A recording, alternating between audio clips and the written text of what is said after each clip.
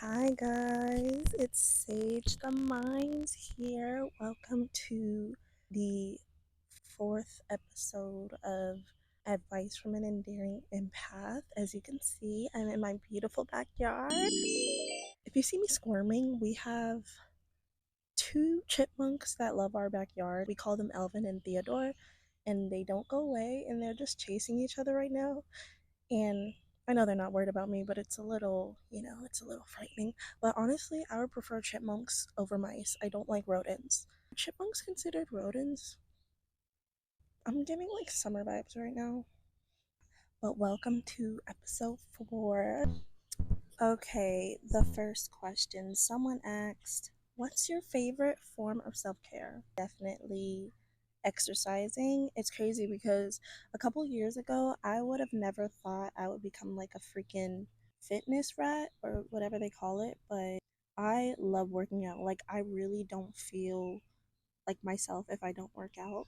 As someone who considers themselves a fitness girl, I definitely been working on trying to find a balance in resting because sometimes I can hold myself to this really high standard that I have to work out, and if I don't work out that day, then you know then it's not gonna work. It's just amazing. I don't do it for no end result because at the end of the day, if you're working out, there's always going to be an end result. I just love it because it makes me feel amazing after, and that's what matters, your mental health and your well-being and how it makes you feel. So yeah, that's my favorite form of self-care. Someone asked how to start loving being by yourself. I feel that I'm in this era right now where I honestly love being by myself. I'm taking some time to myself. In terms of starting to love being by yourself, start finding activities, I would say, to really get yourself going. Start finding activities that you can do on your own that you love to do.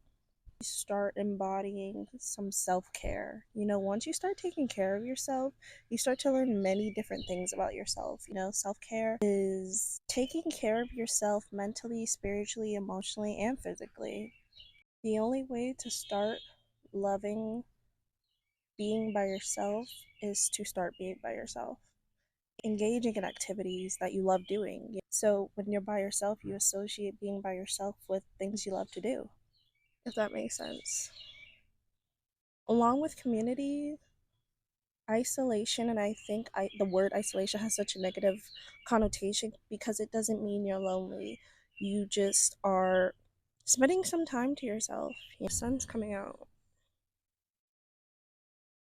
So, yeah. Go to the next question. So, the next question is my favorite grounding technique. I would say that my favorite grounding technique is deep breath. I have been truly utilizing deep breaths lately, along with positive self talk when I feel myself becoming overwhelmed, anxious. Guys, so interruption here, mini break. Hi, I'm your brother.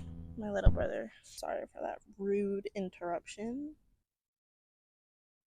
As I've gotten older, it really does help, especially because I actually have anxiety.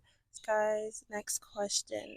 Someone said, should I continue to move forward with my friend because my friend moved on? I would say it depends on the situation. When it comes to friendships, depending on what has occurred in the friendship, the last thing you want to do is hold a grudge. It's either you move on and you end the friendship, or you move on and you stay in the friendship. I'm not aware of the full situation, but I would definitely say if your friend is moving forward, move forward with them. That's my advice to you. Next question. Someone asks, what is your biggest tip for reducing anxiety at work? I love having stress toys and stress balls and things like that. Also, being able to take a break if it's possible. I know at work sometimes the schedules are rigid. Definitely being able to take a break at work and utilizing grounding techniques that work specifically for you.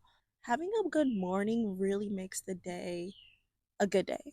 The way you start your day is how it's going to go. Really be intentional on how you are choosing to start your day. Waking up at a great time, maybe adding some meditation, journaling, something to ease your stress, getting ready for work. having an amazing breakfast, a morning routine, things of that nature, just something to really get you in a great mood before you head into work. And I think that will really help with how your day goes. So, the question is, what are your thoughts on finding love and how can you attract it? First, love yourself. That is the only way you will be able to attract the love you want. The best way to find love is one, self love, embody that, and let it find you. I really think it's important to embody self love first before you go looking for any love outside of yourself. Because the love you're looking for, you can give to yourself first. And trust me, love will find you. You do not need to find love. So I hope that helps. All right, guys, that was the last question for episode 4 of Ep Ice. Remember, Endearing Empath, but don't worry. Tune in on Saturdays Eastern Standard Time for more episodes of Advice from an Endearing Empath. Either click the link in my SageTheMinds bio on Instagram and submit your dilemma there, or through my Instagram story, whatever you feel most comfortable with. Yes. So stay tuned every Saturdays for Advice from an Endearing Empath. So yeah, I am so glad for whoever is tuned in. I appreciate you and I'm so grateful.